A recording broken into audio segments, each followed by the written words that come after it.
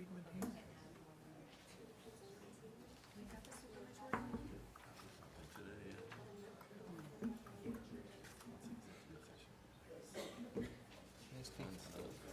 You're not here yet? Oh, yeah, I was like, please change something like that. No.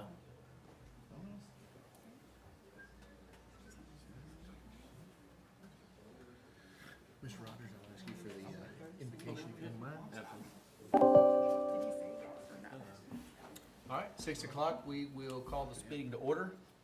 If we would please rise for the invocation. Jerry Friedman is not in here, I don't believe. Mr. Rogers, if you would. Father, we thank you for this day. We thank you for this time together. We ask for your guidance and wisdom that you would just lead us to make great decisions for our citizens. Father, we just lift up our first responders. We also lift up staff as they go about and doing the work of the city. Again, we just ask for guidance, direction. In Son's holy name we pray. Amen. Amen. Pledge of allegiance. I pledge allegiance to the flag of the United States of America and to the republic for which it stands, one nation, under God, indivisible, with liberty and justice for all. Thank you. Roll call, please. Rogers, Here. Holland, Ectorling, Here. Stivner, Here. McLean, here, Baker, Here. Master George. All right, item 5 is citizens' comments. First up will be Linda Vaughn with chamber announcements.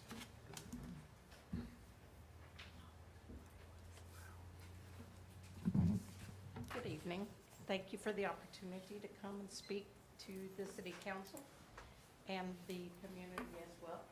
I bring you greetings from the Greater Robinson Chamber of Commerce. I'm going off the cuff tonight because I don't have any notes of what's going on. Our next board meeting is going to be next Monday at 5:30 at NeighborWorks.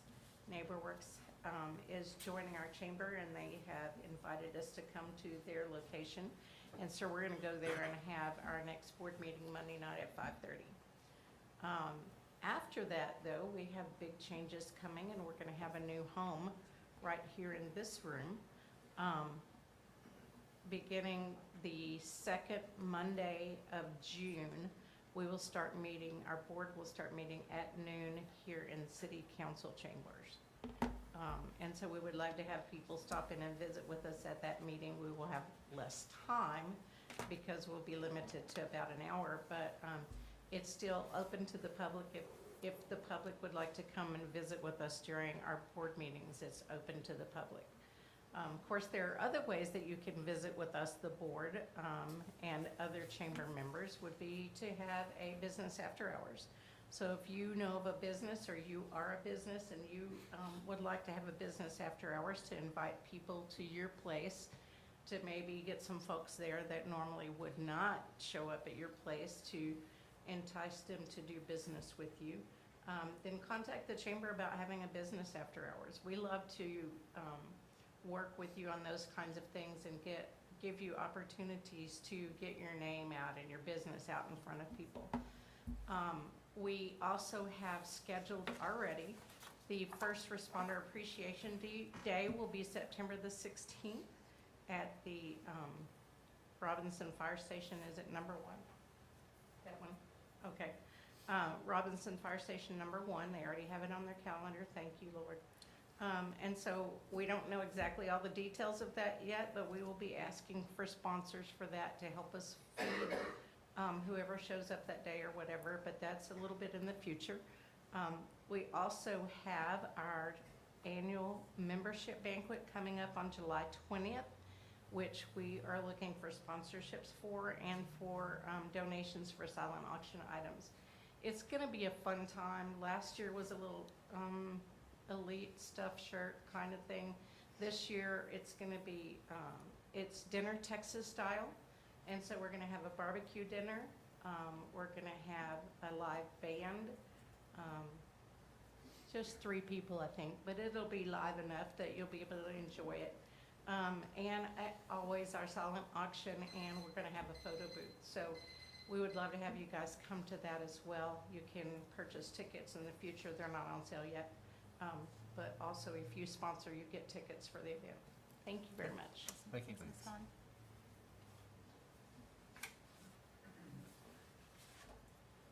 All right, next up we have Teresa Salinas and possibly Stephanie Lopez. Good evening, everyone. Appreciate your time. I'm going to read this just so I know I only have 3 minutes. So there are 2 issues here. There's a creek in the backyard at 206 Nelson. On Thursday, April the 20th, we received a lot of rain and the creek behind our house was flooded. The pond behind the house was overflowing into the creek. To my knowledge, the creek has never been cleaned out that I know of. When I saw work being done on Bunker and later on Beard, I assumed that the creek behind our house would be cleaned out. Now, we don't live there, we live across the street, but we own it. Well, my in-laws were there first and now we own it. But there's a lot of trees, bushes, debris, etc.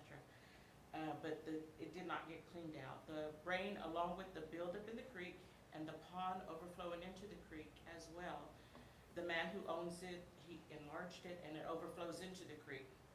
But it caused the creek to overflow into the backyard about 15, maybe 20 feet. And the next day I put in a work order with the city of Robinson requesting to have the creek cleaned. I received a call back from Mr. David Kaufman, informing me that the creek is on private property and that they do not have access to clean out the creek. He looked at the map or something. Since it's on private property, he said it's our responsibility to clean it. I was shocked. We've owned the house for many years and not one time have we received a letter from the city or been informed that we're responsible for cleaning the creek. There's a main gas line that runs along the creek, all along it. But Mr. Kaufman mentioned working with the city to give the city easement because it's not shown on property documents. I told him that they could have access or have the easement, whatever they needed to clean the creek, and that we would work with them. He was hesitant, but he continued to state that the city was not responsible for cleaning it. I then told him that if we're responsible for the creek, that we're just gonna dump a lot of dirt in it because we don't want a creek. Nor do we want to maintain it. He stated we couldn't do that because it's a natural habitat. But I told him that we're not gonna maintain the creek. What happens if we accidentally hit the gas line? I don't know how to clean a creek along a gas line. And so we're very concerned about that. Anyway, long story short, I told him I would be here. So I just need to know if the city of Robinson can do something to clean out that creek. That doesn't belong to us, to my knowledge. The second issue is the driveway approach. This was installed some time back, but because we didn't live there, we didn't know there was an issue. But now we're gonna have some family take occupancy of the residence. But the driveway approach is poorly designed. It's very deep. You come in, you have a dip like this, so it's the water's not flowing. I believe the reason for that design was so that the water could flow. It's not flowing. My daughter's car, she twisted and turned to get in. The bumper was knocked off. We're not going to live with that daily. So if the city of Robinson could do something about it, it would be great. But if not, give us some specifications so we can tear it up and fix it up, to where it's right. We have to put a pipe underneath it or whatever we need to do. Anyway, I do have pictures and video, so I can do that with Misty or for tomorrow, whatever needs to be done. But I appreciate your time and consideration regarding these issues. Thank you so much. Thank you. Leaving those pictures or so with Misty, Leave them with me. please. Thank you.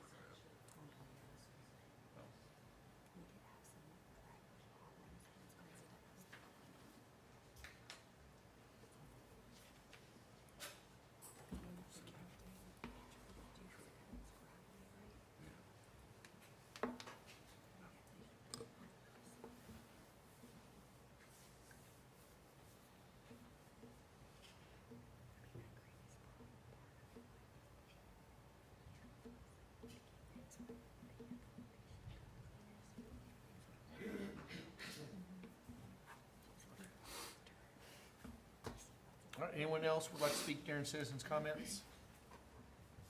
We'll close that at 6:10 and move on to item 6, which is presentations of proclamations. Today, we are going to have 3 proclamations, one being a Public Service Recognition Week, a National Police Memorial Week, and a National Public Works Week.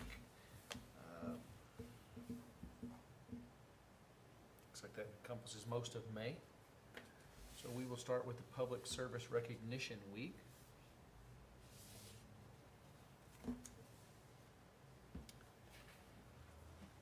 So whereas public service is among the most noble and demanding of professions, and excellence in the delivery of public service helps to keep Robinson strong and prosperous and a wonderful place in which to live and work. And whereas Robinson City employees, through their commitment to excellence and diversity of skills, have made great contributions to the city of Robinson by preserving public safety and the health of our citizens, protecting our economic well-being by keeping a close eye on the financial resources of the city, maintaining our streets, parks, and other infrastructure, administering justice, providing excellent communication and education to our citizens, and handling a host of other essential duties the public entrusts to them. And whereas the city of Robinson recognizes the contributions made by public employees at all levels of city government and finds it fitting to set aside a special time to honor and thank these dedicated individuals who perform such vital roles.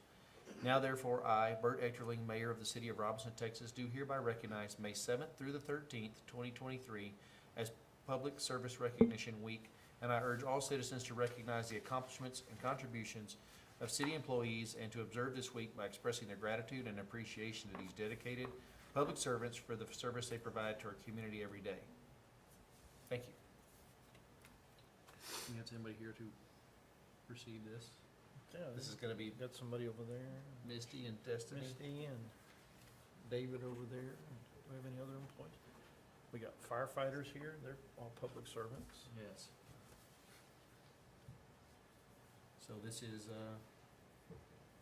your week Coming up. coming up. Next week. Next week. There we go. All right, our next proclamation is the National Police Memorial Week. Make sure I don't mess these up like I've done in the past. All right, whereas the Congress and the President of the United States have designated May 15th as Peace Officers Memorial Day and the week in which it falls as National Police Memorial Week. And whereas the members of the Robinson Police Department play an essential role in safeguarding the rights and freedoms of the citizens of Robinson, and whereas we honor the heroism of all our law enforcement officers, especially those who have given their lives so that others may live, asking God's blessing for the families and friends they left behind. And whereas across the nation, Police Week is observed with ceremonies, including the hanging of a blue bow or ribbon to honor law enforcement officers who have sacrificed their lives in the line of duty, and to honor those who still strive to keep us safe. Now therefore, I, Bert Echterling, Mayor of the City of Robinson, Texas, do hereby proclaim May 15th, 2023 as Peace Officer Memorial Day, and May 9th through the 20th, 2023 as National Police Memorial Week in Robinson, Texas, and encourage all citizens to express their deep appreciation to the men and women who risk their lives to guard and protect us. Thank you.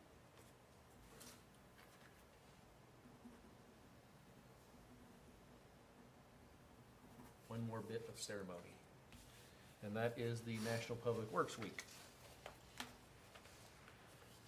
Whereas public works professionals focus on infrastructure, facilities, and services that are of vital importance to sustainable and resilient communities and to the public health, high quality of life, and well-being of the well-being of the people of Robinson, Texas, and whereas these infrastructures, facilities, and services could not be provided without the dedicated efforts of public works professionals who are engineers, managers, and employees at all levels of government and the private sector who are responsible for rebuilding, improving, and protecting our nation's transportation, water supply, water treatment, and solid waste systems, public buildings, and other structures and facilities essential for our citizens. And whereas it is in the public interest for the citizens, civic leaders, and children in Robinson, Texas to gain knowledge of and to maintain an ongoing interest and understanding of the importance of public works and public works programs in their respective communities. And whereas the year 2023 marks the 63rd annual National Public Works Week, sponsored by the American Public Works Association.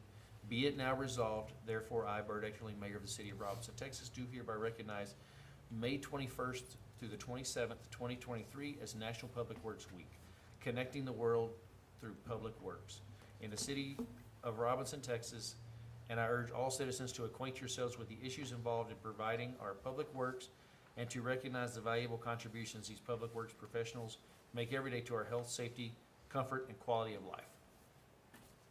Thank you. Shoo. Let's give all those a hand.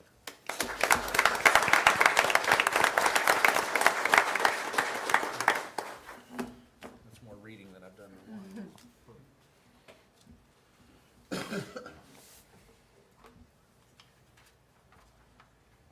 Okay, item 7 is present the quarterly investment report.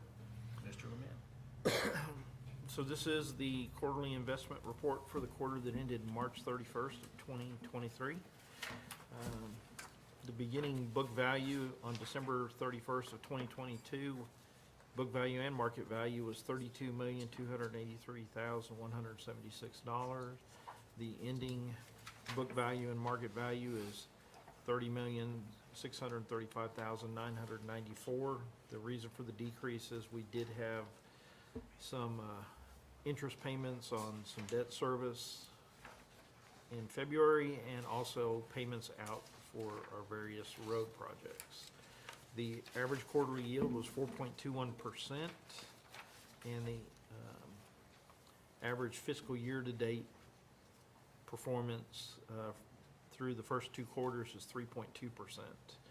Quarterly interest earnings were $282,773, and year-to-date interest earnings are $394,023. And I'll be happy to answer any questions that any of you may have, if you have any. Questions for Mr. Lemon?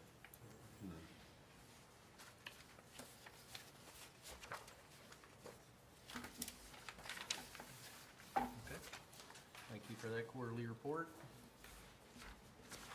Item 8, consent agenda item approving the minutes of the April 4th, 2023 meeting. Back on the quarterly report, you have not approved it for recordation. Just We haven't. presentation. We've just done it as a presentation. Are you saying we need to in the future? I'd say it's probably good. He asked it. Okay.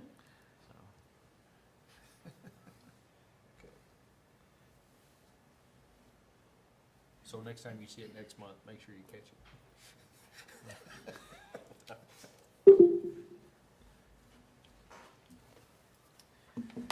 Okay, consent agenda item 8. I move to approve the consent agenda.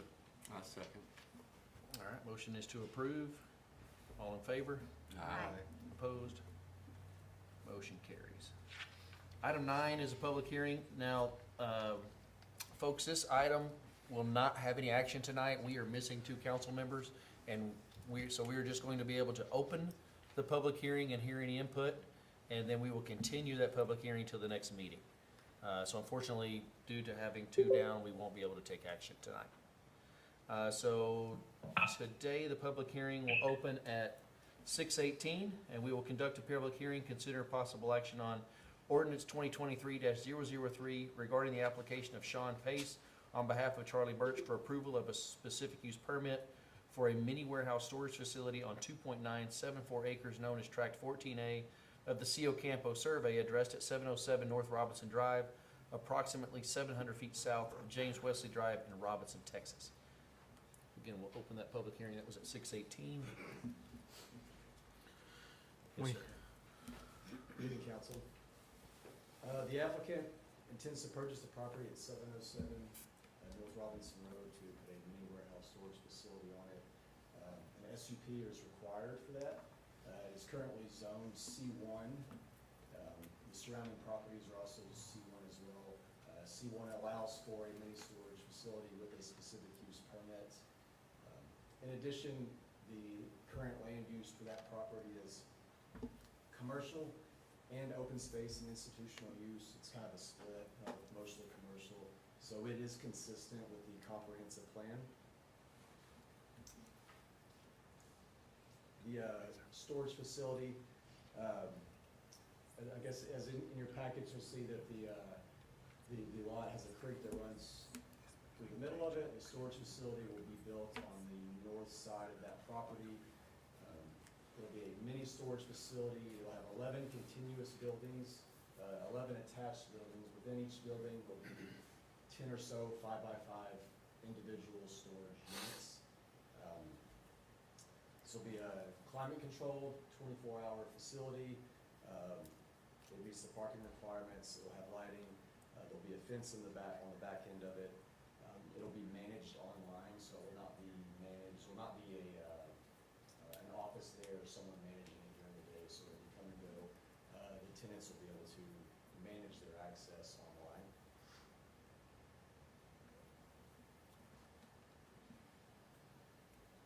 Okay. The owner and the applicant are both here. I'll take any questions. Well, tonight we're just gonna open the public hearing, so we won't be.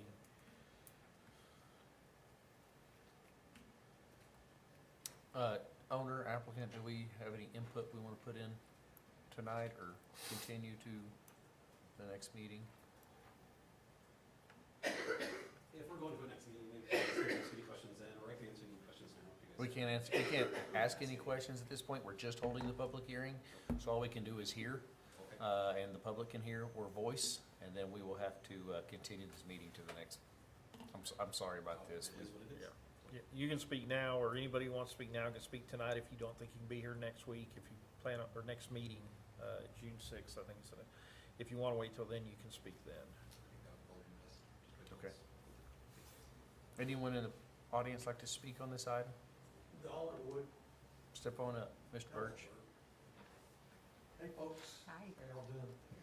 So I'm Charlie Birch, 43-year resident of Robinson, Texas.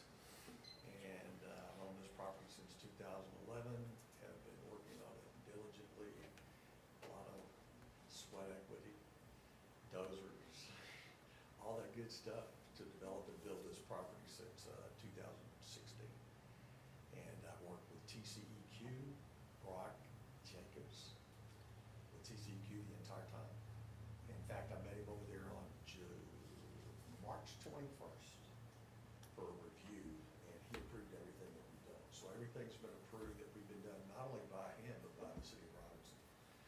So I've had many discussions with Mr. Lemin along the way. I've had discussions with, the latest discussions were with Marissa Brownlow, and I can't think of the gentleman's name that has taken the place of Justin's place. Who's the guy that does city planning, zoning and all? You talking about off-site? Yes, sir. No. We're in-house is David Hale. In-house. Yeah. What's that? David Hale is our David. building David, official. right, sorry. I met both of them over there on March 21st, and I said, hey, is there anything you need me to do whatsoever? They looked and they said, absolutely not. So we had this bogus complaint, and I noticed the person's not here tonight, I'm going to say it in public, that he was upset because we had gotten some dirt on this property. I paid $6,000 to, and I'm an excavation contractor. I paid another contractor to get that off of that property. It's all been done. He met the guy over there, to his satisfaction, but he's not gonna be satisfied because he's just not a happy person. And, it's not up to him to decide, what happens with property that's 1,000 feet from his residence anyway. His residence is 1,000 feet from this, so I'm gonna just head that off right now and say that if anybody has something, I'll stand here with you toe to toe and talk about it all day. I know this property inside and out because I've developed it, and if you got any questions for me, I'm here. I think that's all I need to say, but if you got any questions for me, I'm here. So, no decision until next month? No discussion. Why is that? We've got 5 people here, which is a majority of the Need council. a supermajority with Supermajority? having, yes, since we have an opposition of greater than 20%, it requires a supermajority vote. You have an opposition of more than 20%? One landowner is greater than, It's the area. That's not Area. 20%, that's, isn't No, not 20% of the owners, it's owner of 20% or more of the land. And so the land in opposition is About 23% is what we calculated. Which is 1,200 feet away from. But it's still, under the law, it still requires supermajority. Wow, Mhm. what a deal, isn't that wonderful? We don't I think make it's the laws. ridiculous. But I thought it required a super majority if the P and Z had turned it down. That's what I was told. Well, that too. That too. P and Z didn't turn it down, they approved it unanimously. Yeah, it's just because of the opposition. Yeah, we got So that we last never minute informed opposition, of that possibility, so. Hmm. just to let you know. And we've been in this process for a Yeah, long well, time. that opposition only applies to the councils, not the P and Z, so. Well, I mean, the citizens need to know if I'm involved and it's gonna affect my life. I need to know. I'm being a smart aleck, Craig. You get to Yeah. come back. Yeah. You get to You come know back in me. June. You know me, and It you does- asked, it I saw does- him at the store the other day, he goes, Charlie, you staying out of trouble? It I does said, require a supermajority, and that's I state don't stay out law, of trouble. so, What's that? that's state law, so All right, man. you have to go south if you wanna argue that. Yeah, yeah. You mean the border? No, just 90 minutes. All right, guys, thank you for your service to our fine city. June and, 6th. Happy to be a resident for, as I said, 43 years of here. Thank you. Thanks. Thank you. Anyone else to speak on this item tonight? Okay. This public hearing will continue to the June 6th meeting.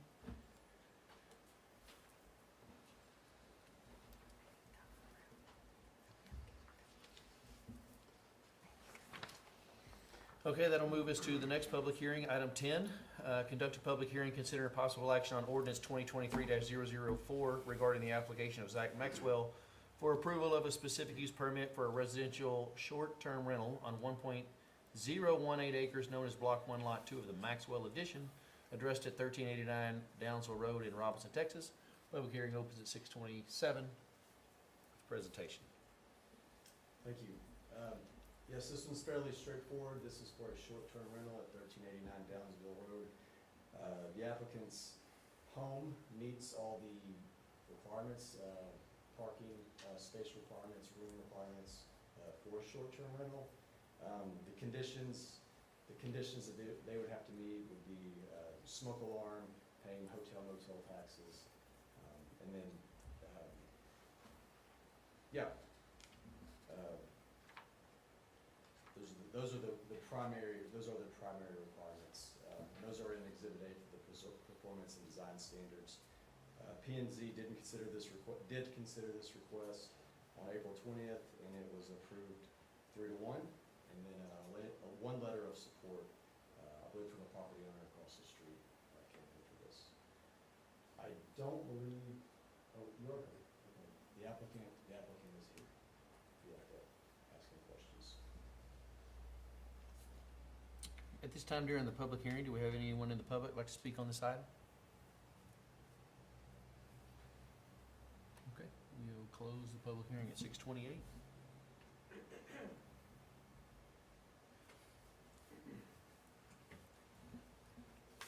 You said P and Z voted 3-1, Yes, in approval. so do we have any feedback on the opposition? No, it was just denied. Okay.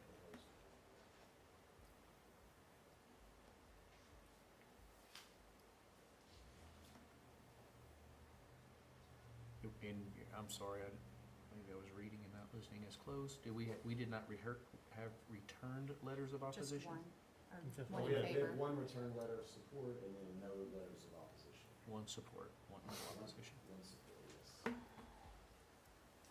The home will remain as is, and there will be nothing altered to your point to where it'll take away from the neighborhood. One of the requirements is that it must stay contiguous, or stay, have the same appearance as it does now and with the appearance of the rest of the neighborhood. What were the conditions that we put on the ones that we approved earlier, or was it later last year? Kind of depends on where they're at, and so it was It's kind of Like still out in the 8 rural years area. of, I think we have a 2-year, Yeah, I think for sure, two. I think we have a 2, and I think they're 2. And they have to register. Some of them maybe a They have to 3. pay occupancy tax. Correct. If it makes any difference,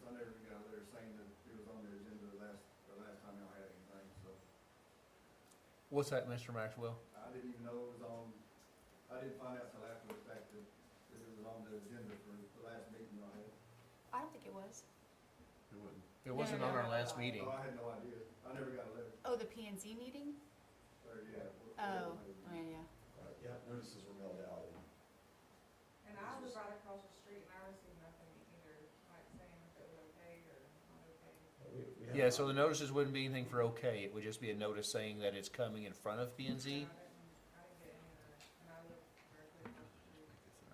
Yeah, yeah. We have not received any return mail. Okay.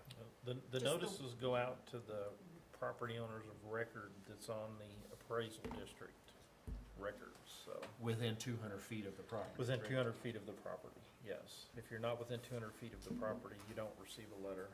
So how close across the street, Brittany? Oh, it's 200 feet, I'm wrong. Yeah, right across the street? Oh, yeah. And you don't want to be delayed another month, right? And it's been going on for quite some time. This really cracked me up. Neither do I, by the way. No, I know. That one's out of our, I hate that for you. Okay. I gave up on waiting on months. Yeah. Council questions or I have no questions. Mr. Baker? I have none. Ms. McLean? Me either. I mean, I think we just put the same stipulations that we put on the other ones that we've been approving. So that's like a 2-year renewal or 4-year renewal, or, I mean, I think we have a 2 and a 4 and a, I would go, I lean more towards the 2.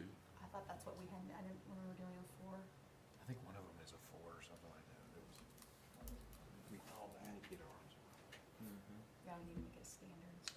Yeah, I agree.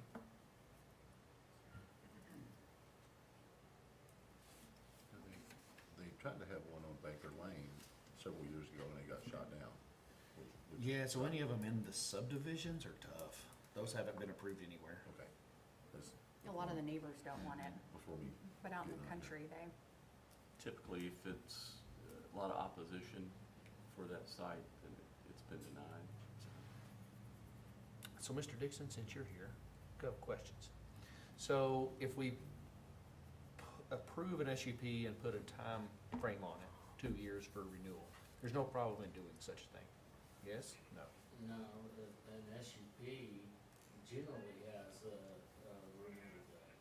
I mean, you don't usually have a permanent SUP. There's a time when it has to be renewed. we're trying to find Well, the so sweet spot of a- what the, So in questioning the mini storage is an SUP, that's indefinite.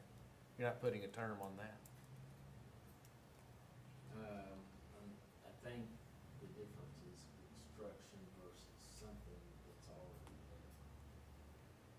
Possibly, I don't know. I haven't seen. My question is because I'm have a little bit of concern as to putting timeframes on SUPs, and then if we yank it in 2 years, and what's the arbitrary yank? Yeah. You know, what's the state gonna say and say, no, you gave it to them, now it has to stick? But that may be a discussion for a later time, but. I mean, I think the difference is the investment upfront. Yeah. I would say I'm supportive of the timeframe so that, I think one of the biggest concerns we hear from citizens not wanting these are the potential for what it brings inside a neighborhood. So being able to come back and say, hey, after your 2 years was up, hey, this property was not managed well. Right. You had multiple issues with police.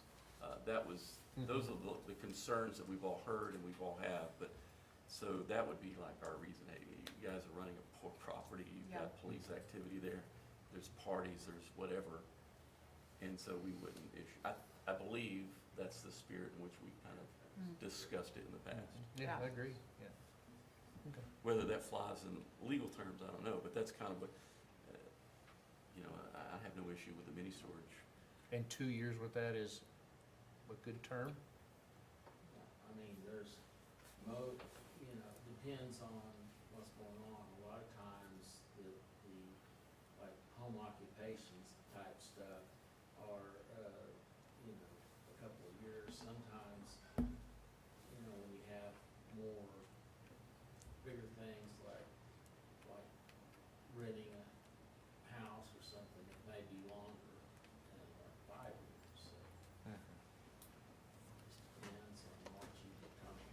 have to pay a fee every time they come, like 2 years, they have to pay another fee to.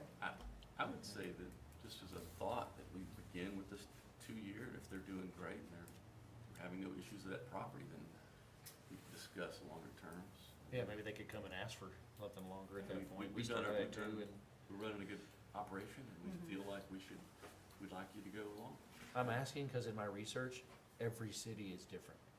Hewitt has nothing but a registration. You just register. Waco is pretty strict because Magnolia coming in, they've kind of narrowed it down in just certain areas. But in looking through it, it is across the board as to who allows what and what they allow. Craig, have we seen any legislation that's gonna even just null and void what we're talking about anyway? there's always legislation. Yeah. Mm-hmm. Yeah. Always Okay. on the There's horizon. legislation that may make us all null and void, so. You wanna make a motion? Yeah, I'll go ahead and make a motion to approve Zach Maxwell's request for a specific use permit for a duration of 2 years, located at 1389 Downsville Road here in Robinson, Texas. No, I second the motion. All right, motion is to approve ordinance 2023-004 with a 2-year renewal or extension period.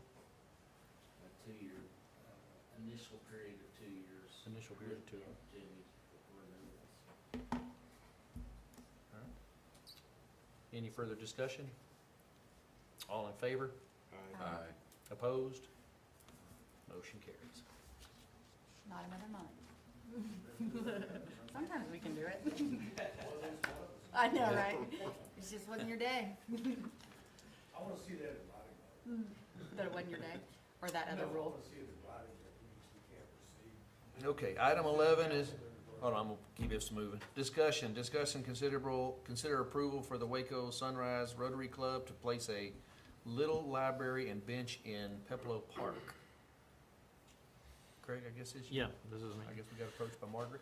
So, yes, There she is. Margaret Ferguson with the Waco Sunrise Rotary Club approached the city about placing a little library and a bench in Peplo Park. So I did have her meet with David Kaufman. They went out there and found a potential location, which there's a little aerial photo with little yellow circles showing the approximate location to place the library and the bench.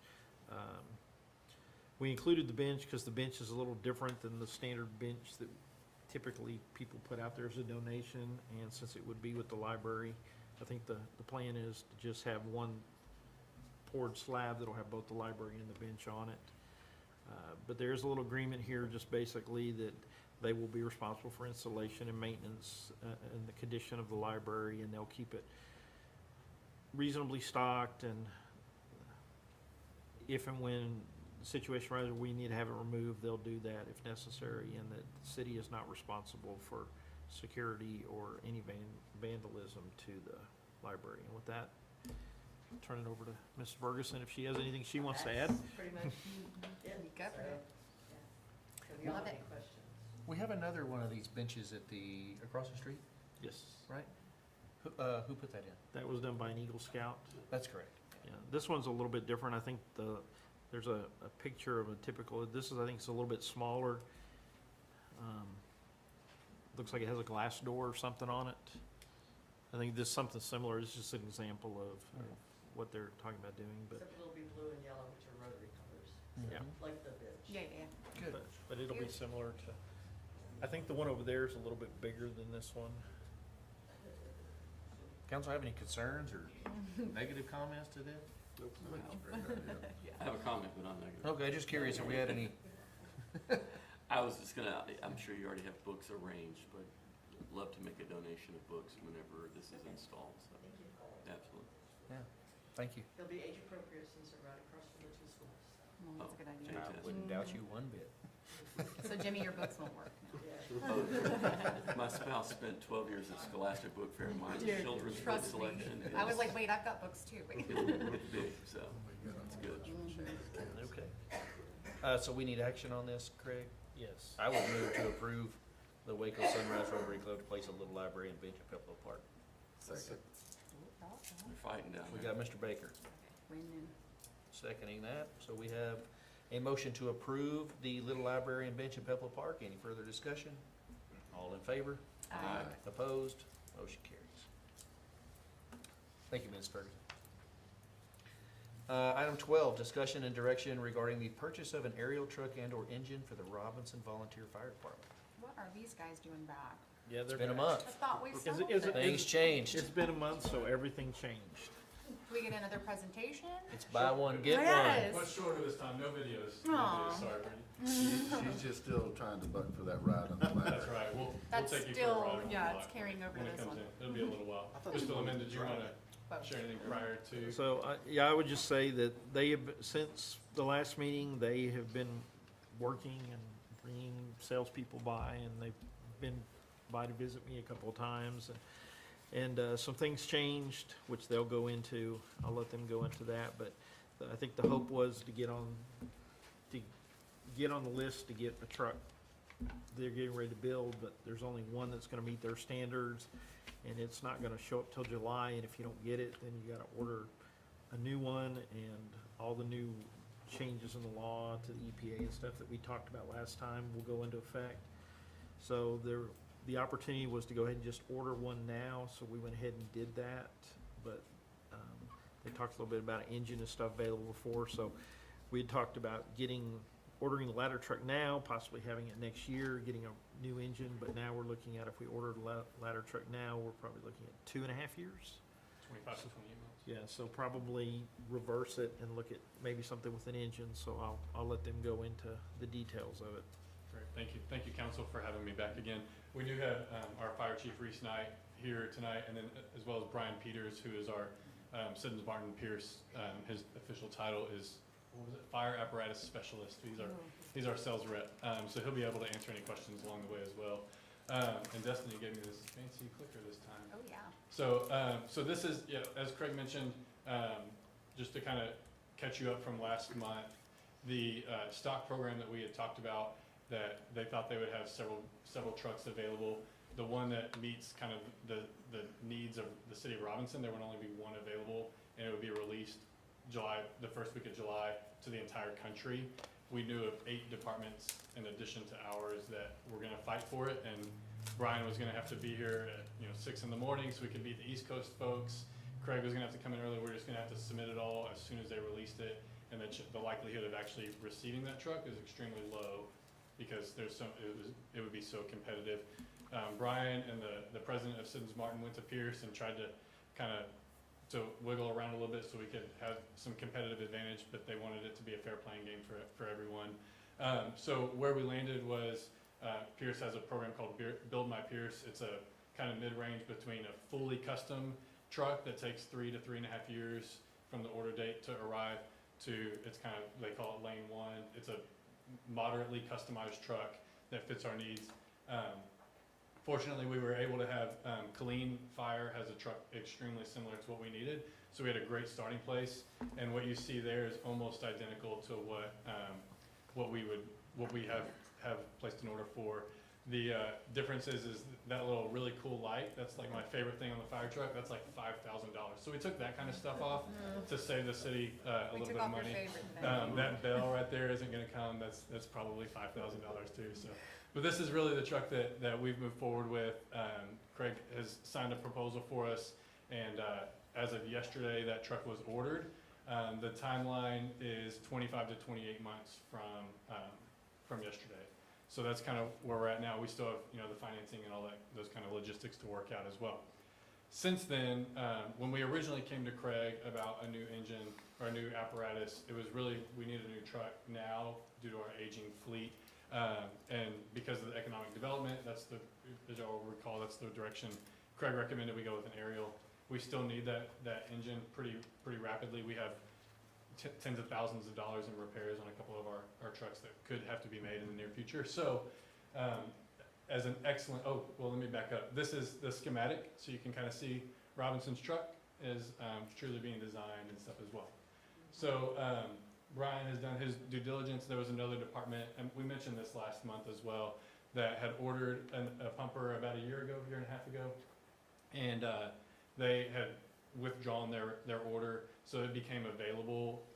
It's still only available really to us right now. Brian's done a great job of kind of keeping it reserved for us at this time. I think in June or July, it will be opened up to more departments to be available. This is very similar to what that engine would look like. It's very similar to the trucks we already have. We were able to go in and customize some stuff. So the stuff you see in color here are the customizations that Brian was able to help us work through and add into, so it would still fit specific needs for our city. The kind of logistics behind that is it's moving into manufacturing kind of as we speak in the next couple of weeks.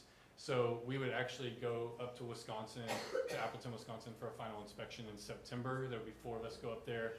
We go through it kind of like you go through when you build a house with blue tape, and you mark every little thing if you see anything wrong with it. Typically, they do such a great job. Pierce is a great manufacturer. There's very little revisions that have to be made.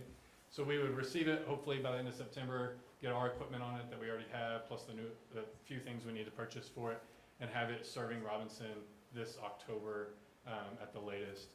The engine price is $777,000. Those changes I showed a second ago, and then the very moderate amount of loose equipment that we would need to add because we would pull a lot of the equipment off of our existing engine, would be about $40,000. So the total comes to $820,000. Just keep in mind, remember that $2,000 HGAC fee. I'll circle back to that here in just a minute. And then I haven't done animation in PowerPoint in probably 15 years. But the big reveal is if we were to order that exact same truck, if we were asking you to order it custom right now, today, that $777,000 is actually $890,000. So it's a great thing for Robinson, for this department to have backed out of this truck, and great for Brian to have made it available kind of just for us right now exclusively. One of the benefits of Pierce and Siddons Martin, and Siddons Martin in particular, is their closest emergency vehicle technician lives in Hewitt. So they have the superior maintenance program in the country. Pierce does, and Siddons Martin for this area. They just bought a facility in Killeen. Previously, the closest was Cedar Hill, correct? Right. So in the near future, we'll be able to have our trucks serviced in Killeen. If we purchase both apparatus, Brian has worked out with the president where we'll receive a 2-year full maintenance program. That's everything from oil changes, pump tests on the aerial. That's a very expensive annual aerial, the ladder test and all that. That amounts to about $44,000 in savings for us over a 2-year span from the day we receive the truck. So 2 years now, and then once the aerial arrives, it'll be 2 years for the aerial as well. So it's about a $47,000 discount in an operating budget line item for maintenance that we would see over the first 2 years of the life of the truck. So our recommendation, going back to the HGAC fee, both trucks, if you ordered both trucks on 2 separate purchase orders, the HGAC charges a $2,000 fee for each purchase order. So if we purchase them, if we issue one purchase order, basically the city would save $2,000. So our recommendation would be to issue one purchase order for both trucks and then the necessary equipment as well. And then as Craig had added in the agenda memo, the current engine one, the 2018 Pierce that we purchased from Siddons, the city has 2 years of payments left on it at $114,000. So right as the aerial arrives, then that would be paid off, and then we would be prepared to start paying for the aerial. I think that is it. So that was all. I tried to be a little more succinct than last time, but happy to answer any questions. Again, Brian and Chief Knight are here as well to answer questions. Are we replacing a pumper? We would be replacing a pumper, yes. And then when the aerial comes, we have a 99 Pierce and an 06 Pierce. Brian went through both of those today, and we should have some values on what the trade-in value of those trucks would be. So we would replace one of them as the engine arrives, and then we would replace the other one when the ladder truck arrives. So one is, I don't know which one we would replace first. We're kind of waiting on all the maintenance and see which one needs to be replaced most urgently. Yeah, it'll replace it for their use. The trucks we're buying, the city owns. The trucks that they're taking out of service, they own. So we will basically be buying a truck that will belong to the city that will allow them to use. It'll replace their truck. Correct. But they're willing to, I guess, put that value in on the On the new trucks? on the new truck, my understanding, so. Yeah, I believe so. Yeah. Or I believe our board would endorse that. Yeah. I mean, you're doing a great deal for us, we're doing a great deal for y'all, so a good partnership is strong. So just out of curiosity, what is a ballpark valuation of used The two The ones we used fire have. truck market is up right now, Why bet? correct? So I think it's pretty competitive. Brian, he just took pictures and went through everything today, so we'll know evaluation, but, so I don't know if I could answer that. Would you be able to I provide don't more? have a number, but I don't do used equipment. We have another guy that does that. I'll submit everything to him, and he will give us a value of that, probably by the end of this week, or if not early next week. And we would weigh our options too. There may be local volunteer departments that may be in Yeah. need that we could get a better value than what the trade-in value is. So we would go for the best bang for our buck, obviously. It's not gonna be, I mean, it'll be good for a truck that old, but it's not gonna be a huge amount. Yeah, it's not gonna be $400,000 or anything. Sure. And if you wanna consider this, one of the things I would, you know, recommend, and we would have to put this on a future agenda to take the formal action, but, so you're all aware we have the COVID rescue fund money, the 2.9 million we've discussed previously. Some of that's going towards the drainage improvements in the Robinson Industrial Park. And the other, we were talking about possibly allocating it to utility projects.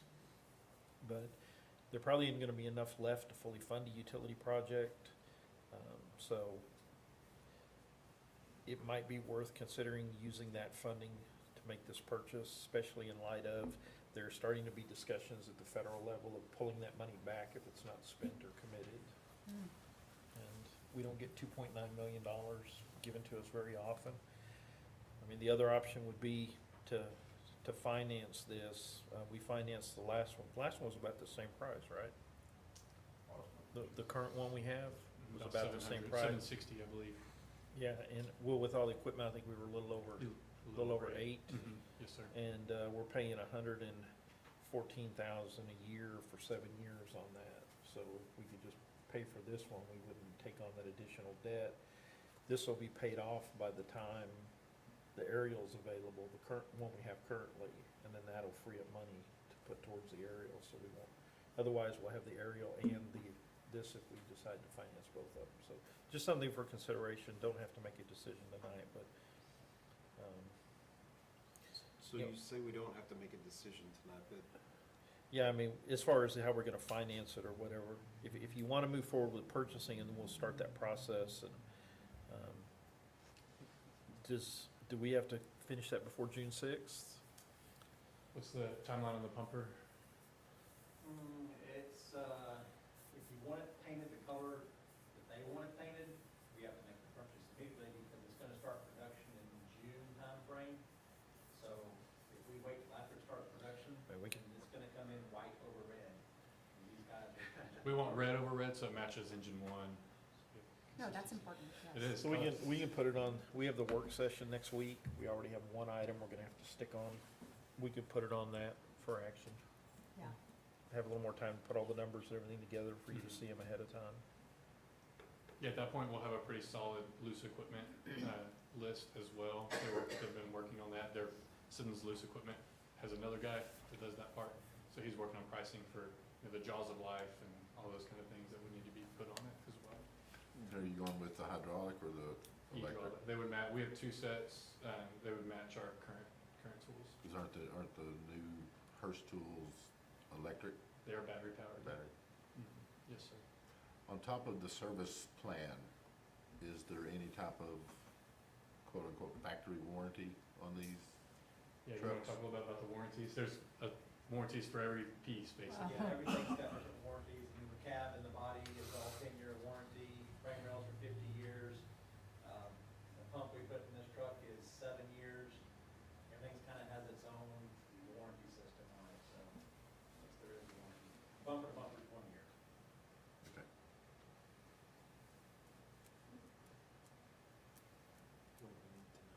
It's just discussion, To know if we want to talk about it at the next meeting. or our middle meeting, are we talking about Yeah, putting it on next week? Our middle meeting? Next week. Next week. If you wanna Yeah, roll we- the dice on this, then we can get everything together for the next agenda. I'm inclined, if we're talking about using the rescue plan money, this really has no fiscal impact on our operating budget or future operating budgets. You know, I would be be And inclined with to the say. risk of it being pulled away. Well, I mean, it does from the standpoint of maintenance and those costs, which are Correct. funded to them through the fee we pay them. But So, no lease payments. and- yeah, there'd be no lease payment or anything, if we'd just be able to, Sure. to purchase it. Yeah, our recommendation would be at the latest to decide next week at that work session, because in June it will be released, that engine will be released to other departments, and at 770,000 versus 890, it'll be purchased in a day. I mean, that's about what we paid for the last truck, and that was in 2018, so to get another one at that price versus the 890. Yeah, think Craig, it's you an mentioned opportunity. something that, so currently, on the maintenance of engine one, the city owned, does the city pay for maintenance on that, or is the department paying for maintenance on that? We typically do. Yeah. They So- typically do, I mean, so- we give them the budget, which includes the money Correct. for the, Yeah, there's, yeah, Right. Right. just making sure I understood. Yeah, the maintenance generally comes through we our- pay for the insurance on it and all that on our side, but they take care of the routine maintenance and Operational everything as part of Understood. the money we allocate them through our contract. That's correct. So Yeah. Jimmy, the only thing that it does to the budget is it either delays or limits the amount of utility improvements, right? I mean, and we'll talk about this Tuesday. We have some other utility projects that, you know, we've talked about the water plant and all that. We have some additional sewer improvements we need to make. $800,000 isn't gonna make or break one of those. We're just about out of sewer bond money we've issued, so we're gonna have to talk about. And if you remember in the rate study meeting we had, we talked about, we already calculated in some additional bond issuance. So that's already there. So it was one of those, we were gonna use part of this money for the drainage project, and then we would decide what we were gonna do with the rest of it. You know, that was kind of the discussion, we could put it towards that, but I think if we can get a new truck for this kind of value now and go ahead and just pay for it, and not have to take on the debt for 7 years to pay it off, I think. Is this one truck or is it the pumper and the aerial? Just this one, right? Well, That's what we're talking about, that'll only the pay for aerials? this, we'll have to get funding for the aerial, Yeah. but we have time for that It's because, 2 years. yeah, we don't have to have that. You said the $2,000 if it was one TO. You can issue one purchase order, and that may, $2,000. may Yeah, and not I don't, affect. That saved I'll have to look at that $2,000. because purchase orders can't cancel at the end of a fiscal year, and then we have to reissue a new purchase order, Okay. so we'll have to talk to, Buy Board and see. Cause you're doing this to Buy Board or Houston Gal? HGAC. HJC, yeah, we'd have to talk to them because they may say, well, if you're issuing, if you're gonna issue a new one each time, so we'll have to figure that out, but in the big scheme of 2.2 million, is that about where we're at on the aerial? Yeah, That's right. $2,000 Today. is, we'll see what works. If we can do it, we'll do it that way, but if, they may not let us just because of the timing and. Any other questions? So we're gonna get this on next week's, Do you want it back next week? I think we need For to action. move on it Or do you by want to next just week. move on it tonight? Are you able to move on it I don't think we tonight? can. No, we didn't put it, Oh, as an it action. wasn't put as an action item, it's just for discussion and direction, so. I would say let's put it on the next meeting as an action item, get all the hard costs Mhm. and options available. And Yeah, we have true hard cost on the engine completed. The loose equipment piece is just for the aerial, so we have time on that as well. Mhm. Okay. Yeah, we have every piece of equipment we need. That's the 800 and whatever I said in that Yeah. presentation. 820. 820, yeah. So this will be on next Tuesday's meeting? Yes, yeah, we'll put something on there. All right, thank you both. Thank you. Good. Thank you. All right, item 13 is discussion and direction regarding ordinance 2004-010 prohibiting new water connections for water or sewer to properties located outside the city limits. This was brought up, I believe, at last meeting. We've had one applicant looking for a meter that was outside the city. Just was asked to discuss it, so we put it on to discuss the ordinance versus just one-offs. And Mr. Dixon is here to help along with this. This, it's water, but not this is kind of a legal issue. We put this in place, it was put in place originally to maintain adequate water supply for within the city. And that need is really not changed. And in fact, the city is still closely monitoring what they need for the future, just to serve inside the city. And in fact, depending on some things having to do with Waco, we may be going backwards to some extent, or may have to acquire from other sources. So once you open Pandora's box, you can't close it. When you say, oh, we want to help this one person, well, we've turned down 200, 300 more times. They're gonna turn around and come and say, well, we want a meter too. And you're not gonna be able to say no, because you've already opened that door. What, somebody's gonna scream, oh, I'm being denied equal protection, or being, discriminated against, or something. The reality is, it's something that, when you put that in place, you either stick with it, because once you open it up, I can guarantee you, if you give in on it once, you're gonna each of you will start getting like 30 phone calls the next day, trying to get meters. So there also, you gotta talk a little technical in CCNs.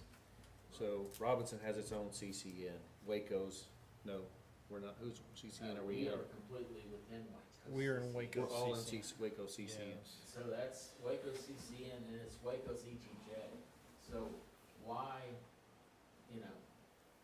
why would we be taking our water out of the city limits to serve Waco's ETJ? Waco should be bringing their own lines out there. Yeah, so in essence, you could have, in particular, some property that's in Waco's ETJ that really can't be serviced yet. Waco can't service it yet. And then if we give water outside the city limits, we're gonna promote growth outside the city limits. Waco then is going to grow outside of us, around us, correct? I mean, as a developer, you would, hands down. Yeah. As a developer, you could look at it that way, but it's just primarily a supply and demand problem. Well, I don't think 200 more meters is gonna tap us out of water, 'cause that just shuts down any growth in town. You could get 200,000 gallons though, a day user. Yeah, well, I'm gonna just play devil's advocate on that, and the thought is, I wouldn't necessarily open this up, if we do, my thoughts would not be open this up to development for new platted properties in the future. This would be something we could limit to already platted properties or existing properties that touch our city limits, that have reasonable, within a reasonable distance. It wouldn't be opened up for, hey, we can hit that 300 acres out in the middle, between Downsville and Robinson, or whatever scenario. This would be for people who already own properties that can't otherwise get access to water service, because Waco's not going to bring it out for 1 or 2 users. They're not gonna go bring a line for 200 users. They may for a huge development, but they're not gonna service 12, Waco's not bringing anything down the street. That would not serve them well. So this would be something I would say limit, and if it's 200, I don't know what that real number is, but if it's 200 residents that are outside our city limits that we can add and supply water to, that's not gonna break us. I mean, we're talking about, we want real growth, we need hundreds of thousands of gallons for commercial property, so we gotta solve that problem too. So I'm not deterred by potential blowback. Again, I don't wanna open Pandora's box, but I think we can frame this in a way that benefits several people, not just one resident. But hold on, you say resident, they're not a resident of the city. It just keeps We- on, how do you? Let me rephrase it and say neighbors. because they're people, No, they own, But they so, own the but, land. but so, they're neighbors. so we as all water users and taxpayers are gonna pay for their water? I mean, we they're gonna serve it? buy it from us. Well, how would they? I They would wanna also pay their be, water we bill. could frame it to where they pay to connect it. So if they gotta bring a water line X number of feet, that's on them. They have to pay for that. I'm not gonna add any infrastructure to this if they're willing to pay for it. Single-family home that's already platted, you spend 40 grand to bring it to you, we'll sell the water to you. We'll sell the water to you. You sell it mean- at a different rate than Hey, the citizens are paying? I I mean, you would wanna Development 101, deter growth outside your city, grow from within, grow out. Never grow out to grow in, you can't afford it. and I think we can do both. I think we You can show frame me a it. city that does that. Well, I think we can frame it that way. I think we can frame this in a way that, I think it sounds good for the people that are outside the city and trying to help them. I think I really worry about when you offer one, there's a lot of platted property around. You have 200 users, may not, but That was just a number pulled out of my head of people that we've probably turned down. Yeah, we've been approached by people wanting to build entire subdivisions outside the city. I I would think be, that's where I would the, be yeah, opposed to that. conditions be Yeah. put in. But I guess the question is, how do we frame it to, because again, it's And not, once you frame it there, then the people that are next to that. they have a right. They're gonna have a property right. If you're allowing water to my neighbor and I own 1,000 acres, just because he owns one, you're gonna deny me for 1,000? Well, that situation though is true right now because properties adjacent on both sides are receiving water from the city of Robinson. We just have this clause that that property set vacant and the water use expired, so we pulled the permit. So that situation exists right now. yes, Well, we it have only exists to customers those outside- existing. We wouldn't be supplying it to a new user. I would just like, us to think of ways, and I'm not the technical expert, be open to more ways to see how it works. And at the end of the day, it comes down, wait, this is really Pandora's box, and there's a lot of hoops. But again, frame it like this. This costs the city of Robinson nothing. If you need to extend a new line, new meter, that's all done by the property owner. Can't be for subdivisions. Has to touch the city limits in a situation like 12th Street where our city limit is a street and not, hey, wait, my property is 300 feet past, and several properties in between, and limit it that way. So another issue I see is that if we allow tie-ons, and this is gonna be a Greg Hobbs question. So each line can only handle so many taps. So let's say it's a 4-inch line or a 6-inch, 4-inch line, for instance. And we tap outside the city allowing them to have it. It's not costing us anything, they pay for it. But what it does cost us is Pressure. pressure. So now our citizens that do have land on the other side of the road can't get a meter because we tapped And outside. you can frame it that way, that if it's gonna have an adverse effect on water pressure or volume in a certain zone, pressure plane, then it's unavailable. Well, that's where I would, yeah. I mean, just make it unavailable. I mean, it can't be at the detriment of the city of Robinson or anybody that's currently on using our water. But in certain ways, it can be used without it harming us. This is the property that had it, so it wasn't harming it then.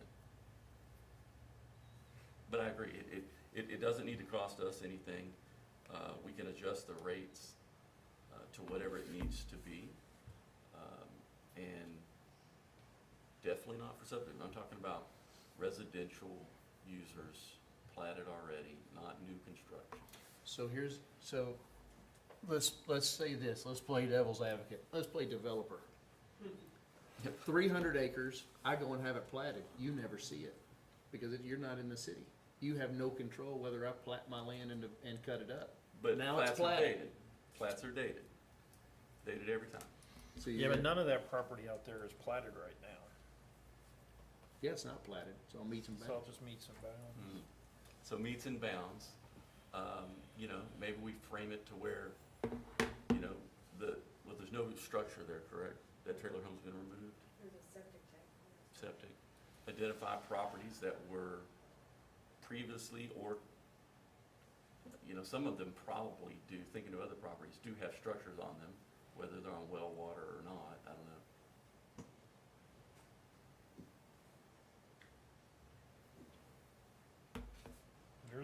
You're the attorney, so you're the one that, I mean, I think one of the things we would have to do, I know we haven't done this in the past, but in my last city, we had to do this. Anytime we went into an adjoining city CCN to provide service, we had to basically do an agreement with them that we would service it until such time as they extended utilities, and then they would, you know, at that point, when they decided to service, we'd have to disconnect and things like that, so. and we could write that agreement to where that's at no cost to the city of Robinson. I mean, we already buy water from Waco, so this isn't a matter of, well, Yeah. we're just trying to protect us. I mean, we're already buying it from them, and we're It's the probably. line, it's the infrastructure, it's not necessarily the water body, it's the infrastructure. Well, it's not just 12th Street. I mean, there's others. We have people all around the city limits. We have them out off of Surrey Ridge, out at the end of Moonlight where the city limit ends. We have them all the way down Hobbs. We have them on the south side of the city. And if it's 200, 300, I mean, we talk about growth in this city. I mean, we really want to do economic growth, but we're already having the discussion and needing to increase our water production. That's already. Right now, we're having the discussion to increase getting more raw water. Because that's the concern is, I mean, we can build $80 million worth of reservoirs that have water, but who's gonna pay for $80 million worth of reservoirs? So, right now, we're trying to see if we can get water from the BRA and things, just to meet the demands projected demands within the city limits. We haven't done any projections outside the city limits. So, we're looking at trying to acquire a couple of million, additional gallons a day, just to get us to 2040 with the anticipated growth and things like that, so. So I think the concerns is how would we do it and not expose ourselves to something bigger outside the city? I think that'd be a great question to ask somebody that's a professional organization that can assist us with that. I mean, we're already gonna have, I mean, we're in agreement working with anybody right now in terms of how we expand our system, how we acquire the water, and what that looks like. Yeah, we have a study and everything going on for that, but the biggest challenge is where are we gonna get more water? Because we have met with Waco and they, you know. They've indicated less, right?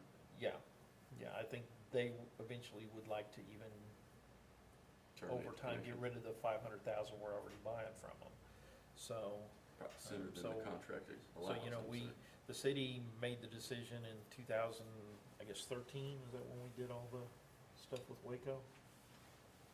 Connecting with Waco? That predates me, so the decision was we were gonna build an elevated tank and put in almost $7 million of infrastructure to connect to Waco and buy a lot of water from Waco. And that was, when I first came here, all the regional planning was Waco's gonna provide everybody's water. And then the drought hit, and now Waco's like, not only are we not gonna provide everybody's water in the short term, we're not gonna be providing the long term, you all need to go find water somewhere else. So that's kind of where we are right now, and trying to figure out where we're gonna get that. And again, we have an advantage that we can build reservoirs, but just this first reservoir we're looking at is gonna be about $20 million. And we're meeting with US representatives to see if we get federal dollars and all that to help pay for all that, so. The business mentality in me says when there's demand from a consumer, you find a way to meet that demand. That's a healthy business model. That's a healthy business all day long. So if there is that much of a demand, I think we just look at ways to find a way to meet it without harming us. And we can frame it and structure it in a way that it is advantageous. We may frame it this way to just be cost prohibitive. You know, that it's just, hey, these guys can't afford to do it. But, you know, if we're looking at becoming a regional water player, these one-off scenarios that we're talking about are dropping the bucket. they're small. If you can limit it to just those, but the concern is those folks that are gonna come and want much more. Well, how many cases have we had of this, where where water lines tied at a meter there, and then, you know, they don't have water anymore? We get inquiries, Where they already had water lines? not where they've already. I think this is the only, well, I think there might be one or two others where they might have not gotten water in the past from the city. Uh-huh. I mean, maybe it's just But maybe there's a a lot special of condition property for the all along. ones that had water, And I don't know so the if lines are that's, already there. is that something we could, Grandfathered in. if they were getting it They in the were past, is- grandfathered in. Maybe, I mean, a distinction you could make, but I mean, maybe if it's already there, it's already tied on, it's done, all you gotta do is turn the valve back on. Right. Yeah. That's something I can live with. Listen, I have ultimately, I mean, you know, I have multiple hats, builder and developer. This absolutely helps me. You want to provide water outside the city limits, we will be building outside the city limits, not me, but you'll see a lot of growth that happens around it, just gonna happen. One-offs, houses going up. So tell me, single hand. On the flip side of that, I can't see how it benefits the citizens of Robinson, though. That's where, you know, the two, I mean, yeah, it'll benefit me as a builder. With How does it benefit the city, the With citizens? Waco saying that they're not gonna become the large regional water supplier that they've been saying for a few years, a few decades, puts us in a position to do that, being able to draw off that Brazos River. We've talked about that, it's been something that economic growth and population growth is going to be determined by the access to water. It's, rail has happened, it's interstates, there's a lot of things that help grow a city. Those are the same things that also break a city. So putting us in a position to become a regional water supplier, I think is a healthy investment, and that's where it benefits the city, because then we have more users. The reason why you hear everybody talk about that water that's made of gold, right? It costs so much money in this town. It's because we're not dense. Our infrastructure is very spread out, long lines for few users. Waco's cheaper because it's dense. It's infrastructure shared with, among a lot more people. If you're not in the city of Robinson and you want to buy water from us, yes, we will sell it to you.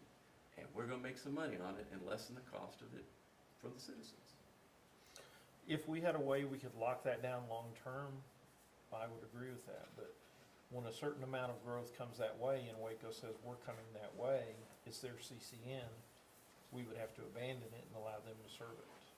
So if we've projected out modeling and things based on rate collections for these users that suddenly Waco takes away because they decide to go ahead and develop that. They've got to come, Waco's got to come 5 miles.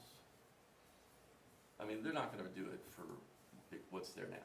They're only going to do it for development. They're going to talk about 1,000 home developments. They're not talking little stuff. So they're going to come out there for big stuff. Yeah, I get that. But, and if they do, it's not on our dime. They want to take it over, they can have it. It's theirs.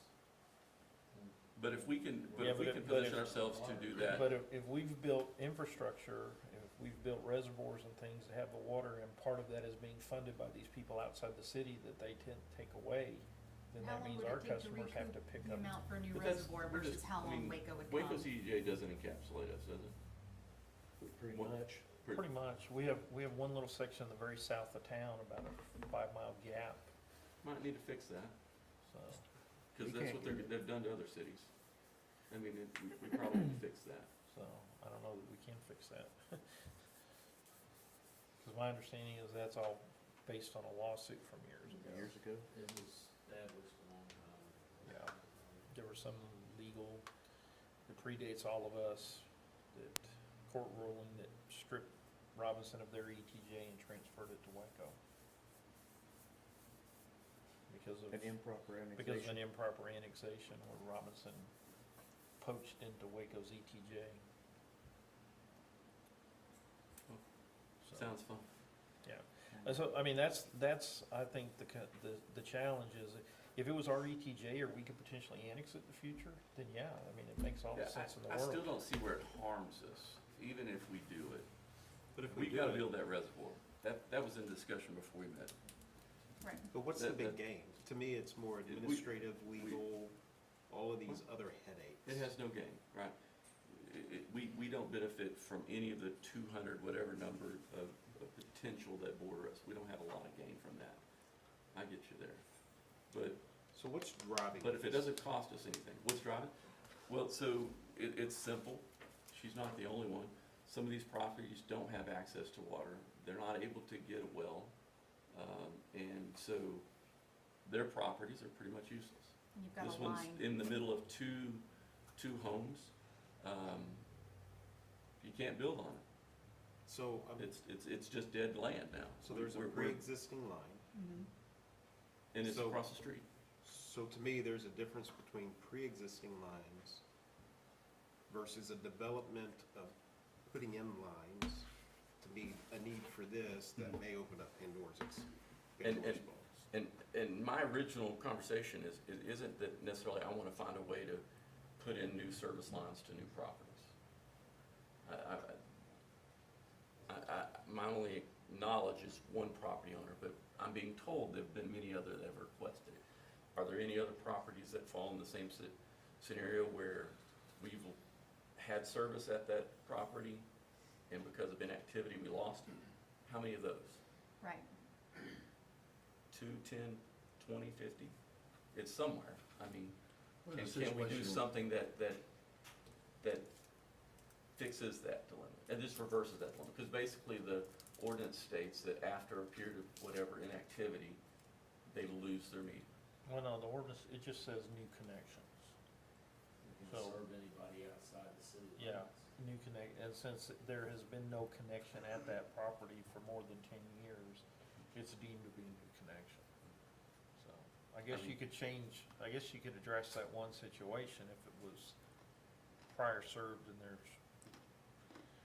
I mean, it would have to be pretty, cause you know, you're saying, well, the city wouldn't extend anything, but you go off Surrey Ridge, we just put a big new 10-inch water line. Somebody come across there and say, you don't have to do anything. We're gonna tie a 6-inch in and take it across Surrey Ridge, and we're gonna develop this whole area out here in Waco's ETJ. I mean, again, I'm not advocating for that, Yeah. not So- one bit. Well, if we were to frame it where existing lines, then that would Grandfather them in. grandfather them in and take away the potential for developers, New lines. new lines. And the only thing we don't know in this scenario is that line, is that service line adequate? It's been dormant for 10 years, so if that's the case and it's not adequate, do we put a provision to allow a new service line? I don't know. Well, ours would That's- just be to the meter. They would be Yes, correct, responsible for correct. the yard line. Yes. So, I mean, the only thing I can agree to in this personally is if it was an existing connection and there was the dormancy period or whatever, that can change. That's the only thing I can see. Now, it's not a new connection, it's reestablishing connection. I would not be for adding a new meter on any property outside of city limits, period. Mainly because I don't want to drain on the infrastructure for a property owner on our side. So I don't want them not being able to get water in 5 years because we allowed water across the street. And that can happen not necessarily just from one meter, but system-wide, depending on pressure and volume. This would be a new meter because we pulled the meter. Well, so the connection's there. There's a meter box, it's there, all we need to do is put the meter back. And it would- That's all there. would A be new one of the AMI new- meter. Would be Yeah. one of the new digital meters. Yeah, new AMI. Still technically not, it's still technically violating the ordinance, so you'd have to go back and Can we amend the ordinance? That's why we have the ordinance on the agenda. Could we amend the ordinance to make an exception for properties that were previously connected to the system?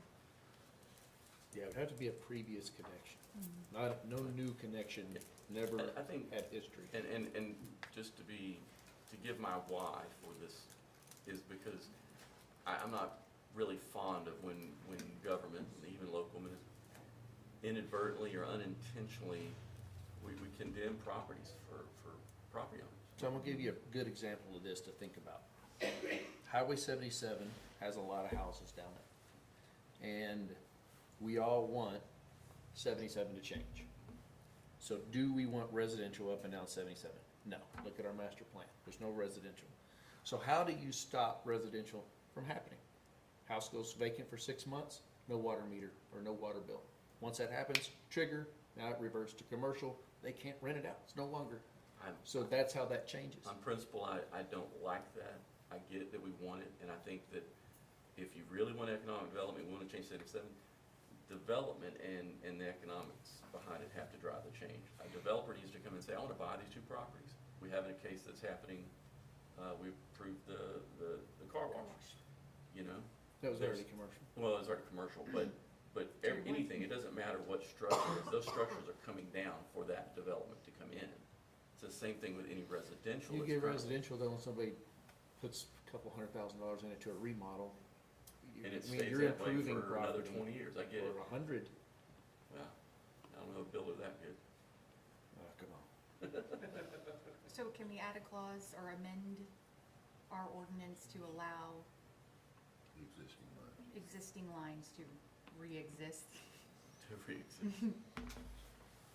And I'd like to, before we do it, can we determine, what does Pandora's box look like? Somehow wanna say, hey, touch it. we've had this many meters that are gonna qualify this way. Well, again, I mean, if you're talking about doing what the engineers are doing, they're gonna look at how much raw land is there, what's the highest and best use that it could develop under current situations, and map that out. It's not gonna be 200 connections, it's gonna be whatever connection. Well, I'm saying how many scenarios that we've got properties that we have provided water to That I don't know that there's that many. You know, the only thing it could be, the only thing could be a situation. Draft it very carefully, to make sure there's restrictions to use to only that. Only One that single residence. property only for single-family only residential use yeah. and. Mobile home park. Again, I'm not advocating for any new development, any Mobile large home park. subdivision, not advocating. for it. Yeah, and be a certain amount of feet away No from. sub-meters. 'Cause you can have 1 meter and then sub off of it. But people gonna get a way around it. When you loosen the belt, it's gonna start moving. They're gonna start pressing, just like we have on the RV. When we allow something, you learn the limits. Yeah. So yeah, you have to, we're gonna think about that. We have to craft something. Well, that's why Pretty we have, strict. that's why we have And then it's gonna Legal get expert tested, then we have to see how stricter it needs to get. that's why you have the legal expert here. Well, if that's what you want to direct me to do, I will start drafting on it. Get something together, and Craig and I, and We'll get Greg involved. He might have an idea if there's how many additional connections. If we're talking about a handful of connections, like I said, the biggest concern is just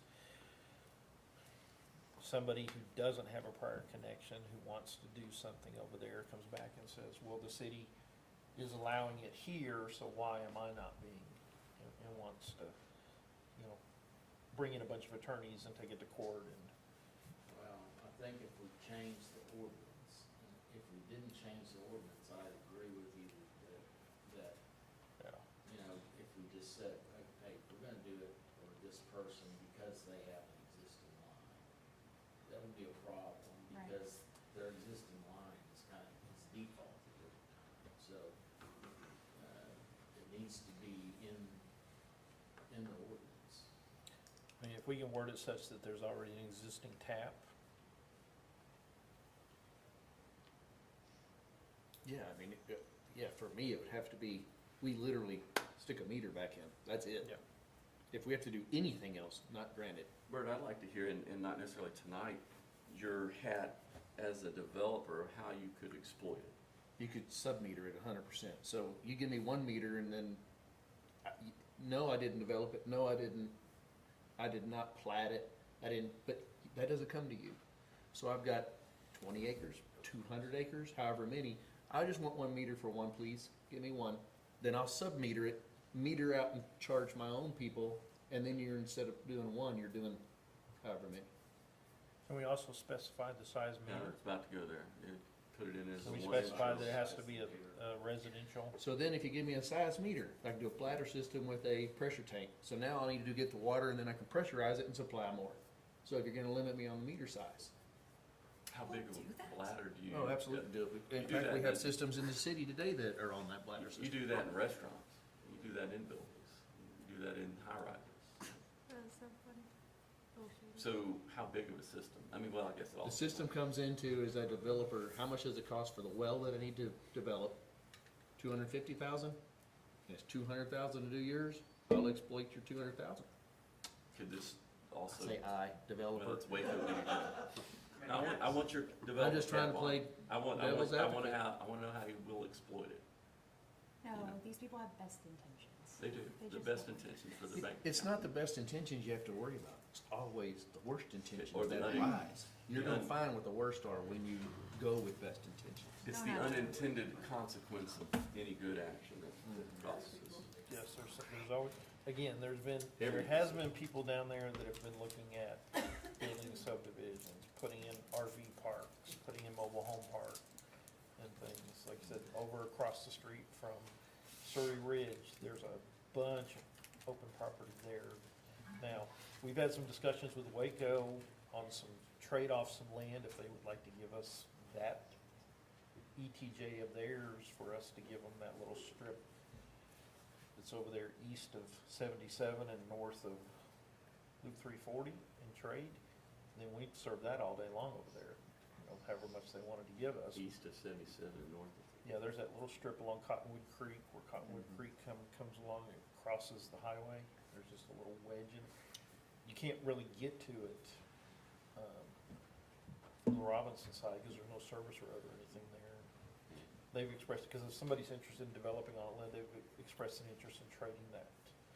So, something like that, then, but I think if we could frame it such that it has to be an existing tap, and for residential, 3/4 inch, A tap that existed at the time of Five. ordinance. 5/8. yeah, Yeah. It's and a just do a 5/8. 3/4 inch meter, 5/8 meter, isn't it? 3/4, 5/8 by Just, 3/4, just say existing tap, well. Yeah. It exists at And, when? A tap. and can we put in the ordinance that if they were to sub-meter, that would terminate the right of that meter we have with them? I mean, just it cuts off the whole spigot and ends that forever. See, in the city, we have an ordinance that you cannot, Oh, we did it all the time back before you got here. so, yeah. But you can't do it. We can write you a citation, but Have we undone all those yet? Is that even? no, some of those Oh have my been gosh. there for 50 years. So the direction is, if I understand it, just to come up with a modification of the existing ordinance to allow for service to, Reestablish service. to Of existing, reestablish previous services existing meter. Not to exceed a 5/8 meter.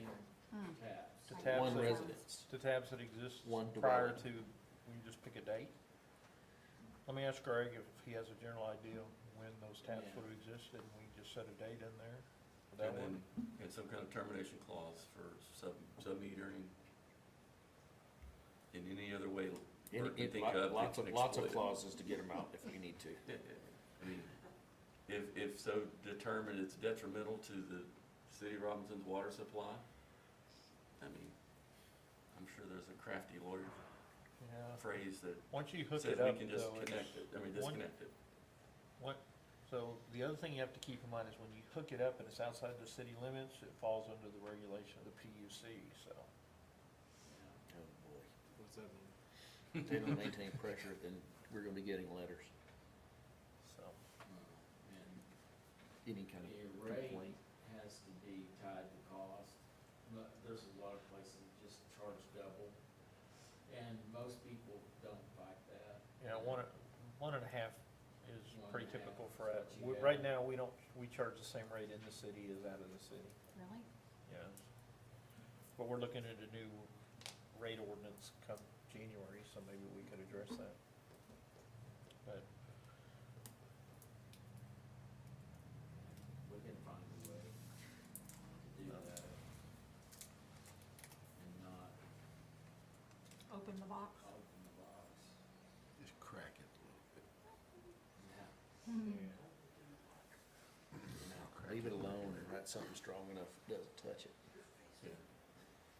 that's, I think any kind of clause that says we can revoke the permit and pull the meter for anything that's detrimental to us in our water supply.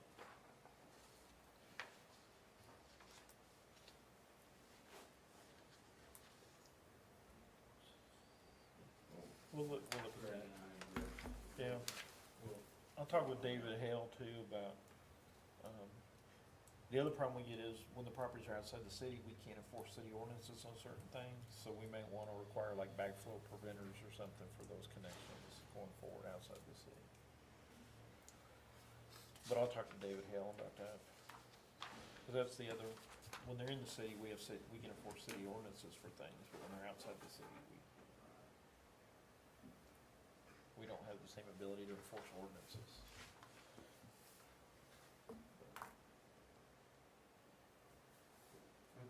I like it. I don't know if I like it, Yeah. but I'll read Good it. job, Jimmy. I'll say that. I may not like it after it's put together. I'll read it, know. but I'm not saying I'm for it yet, for any of it. Just write something real It's all right. good. We'll bring it back and not by next week.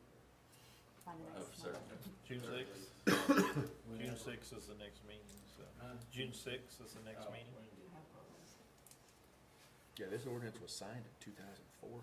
Yes. I was a sophomore in high school.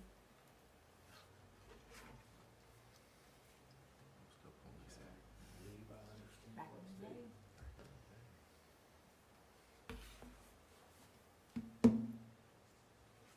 Now, didn't the McLennan County Water District drop the 2-acre requirement for residential wells? As long as you don't pull, I think I read it right, as long as you don't pull more than 3,000 gallons a day. You don't have to get a permit for a well. Yeah, they did. The problem is you gotta go so deep here, the cost is just prohibitive to get to potable water.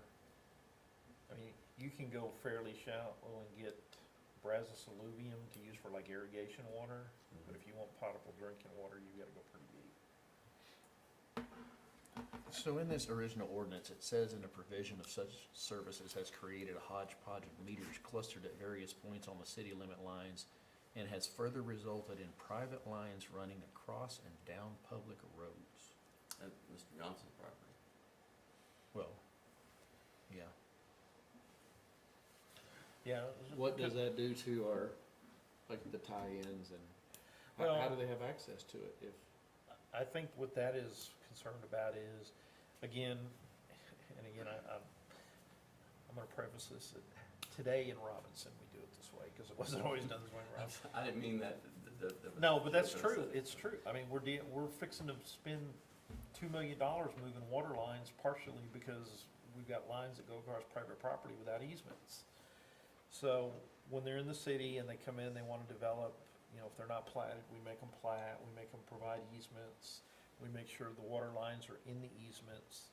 We don't let them run private service lines under the roadways. There are service lines that run under the roadway, but the meter is on the other side of the road, so those are our lines, not their.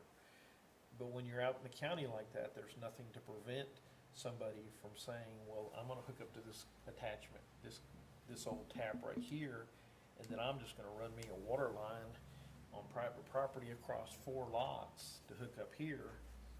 And then what keeps those people from coming out and just tying it to that? And then they're calling and saying, well, my water's off or this is off. They're not even paying the city. So it just, you don't have the control outside the city. And again, there's some of that exists in the city because it was allowed to, but the goal is to eliminate that, not create more of that, so. Do we have examples or can we find examples of other cities that do this? I bet I know what the answer is. cities that provide water outside the city. I mean, there's Yeah. lots of them, but Marina? number one, they have a CCN. Yeah. So in my last city, we had water lines that went as far as 1.5 miles outside the city limits. And I mean, 10 and 12-inch water lines to service other areas. We charged them 1.5 times what the in-city people paid.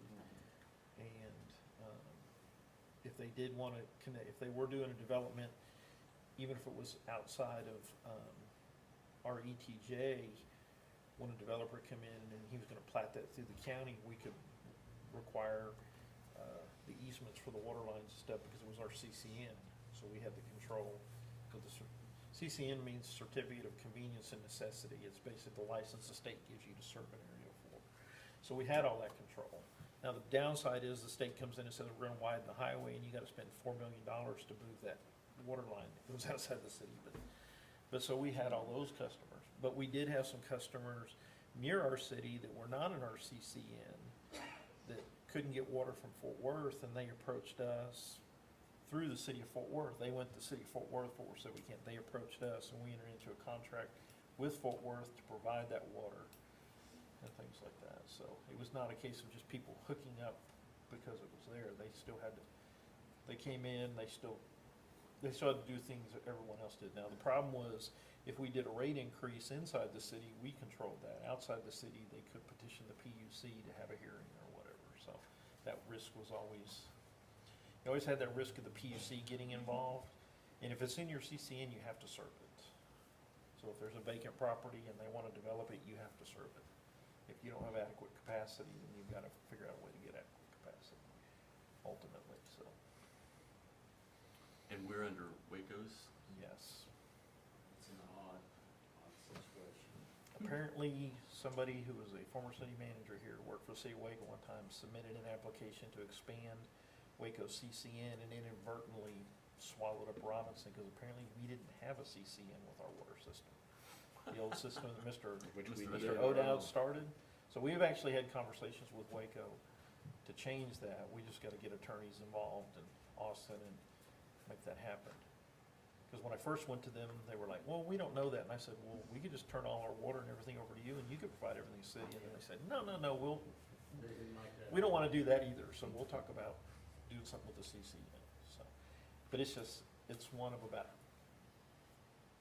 many things on the list of trying to undo the past. It doesn't sound like that was a mistake. That sounds, I don't know, but it's just, I've heard multiple stories, but the fact is, we don't have a CCN. We are in Waco CCN.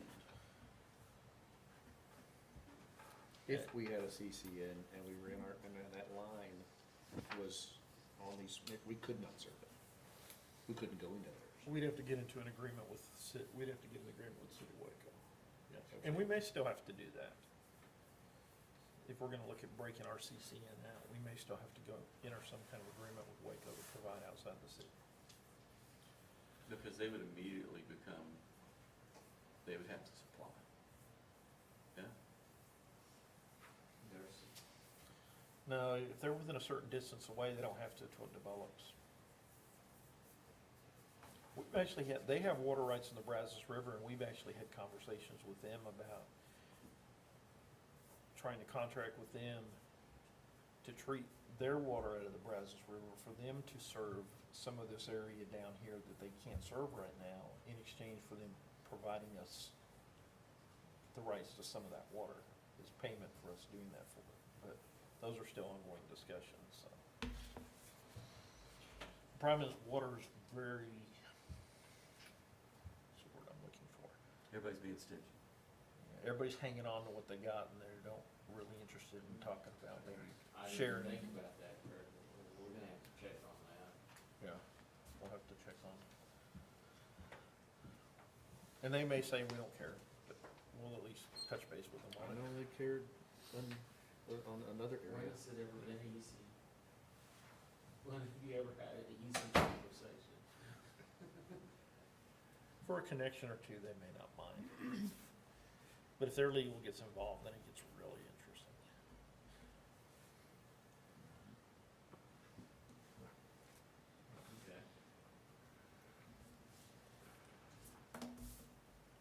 Okay. Okay. Got the direction you need there, Mr. Dixon? All right, item 14 is an executive session of which we will, under the provisions of Government Code 551, the council will meet in executive session to discuss. So the city council can deliberate the appointment, employment, evaluation, reassignment duties, discipline, or dismissal of the interim police chief, and deliberate the possible acquisition of a property interest in lots located within the Robinson Industrial Park. And that's 551.074, 551.072. As said, at 7:45 PM.